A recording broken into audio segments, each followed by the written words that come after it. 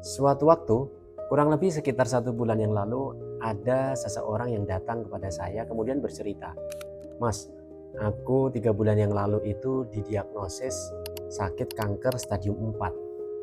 Kemudian ketika mendengar itu, saya langsung kaget karena sebelumnya baik-baik saja, sehat-sehat saja. Namun ketika ada salah satu keluhan di bagian tulang belakang kemudian didiagnosis ternyata sudah kanker stadium 4. Saat itu memang saya kaget, kata beliau seperti itu.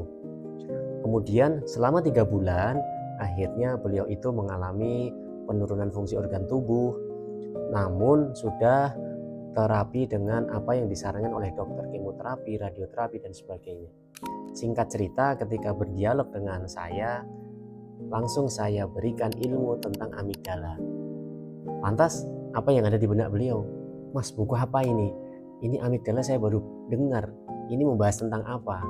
Kemudian saya sampaikan, coba dibaca dulu dan nanti berikan testimoni ketika sudah mengamalkan dan merasakan apa perbedaan sebelum mengetahui ilmu amigdala dan setelah mengetahui ilmu amigdala dan mengamalkan di dalam terapi pengobatannya.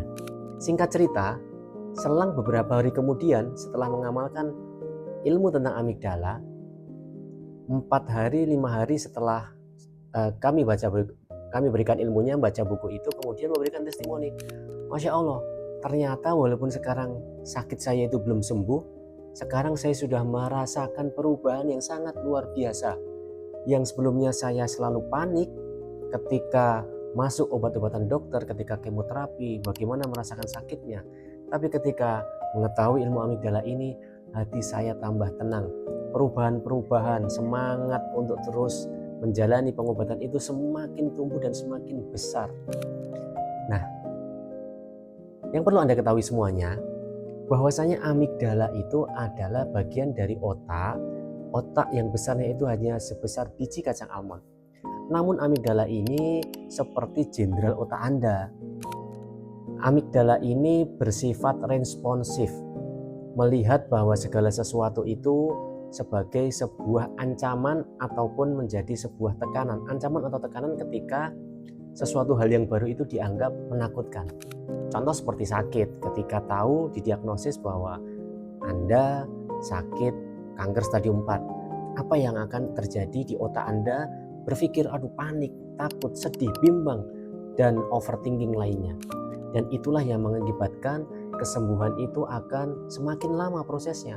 Karena seluruh anggota tubuh ini akan merespon dari otak amigdala bahwa ini adalah sebuah ancaman yang barangkali berpikir tidak akan bisa disembuhkan. Akhirnya seluruh organ tubuh itu lari ke otak. Semua fokusnya ada di otak amigdala. Bagaimana cara mencari respon tercepat untuk segera membenahi sakit ini. Yang ada akhirnya orang banyak yang stres, orang banyak yang panik, malah akhirnya tambah jatuh sakit.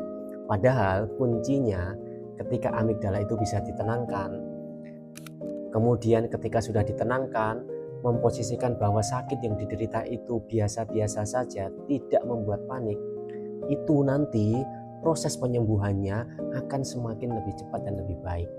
Karena logikanya ketika amigdala ini di otak ini bisa ditenangkan, ketika sakitnya itu di bagian perut misalnya, sehingga sel-sel hormon-hormon yang akan memperbaiki sakitnya di perut itu akan mulai memperbarui sel-sel.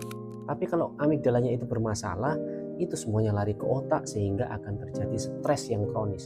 Akhirnya orang yang sakit banyak yang tambah sakit, komplikasi dan sebagainya. Karena awal mulanya dari otak Anda yang tidak bisa Anda kendalikan. Maka dari itu ketika orang tadi menyampaikan itu benar-benar luar biasa. Banyak orang, saya sendiri kata orang itu, belum mengetahui ilmu ini kecuali hari ini.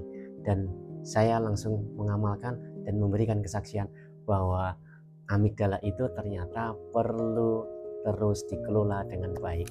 Itu sedikit cerita dari pengalaman orang yang datang ke saya, kemudian belajar ilmu amigdala, dan itu working, bekerja, dan bisa mulai menenangkan diri. Kesembuhan itu sedikit demi sedikit terus berproses menjadi lebih baik. Terima kasih. Follow akun ini untuk terus mendengarkan kisah-kisah orang yang bermasalah kemudian memperbaiki amigdala.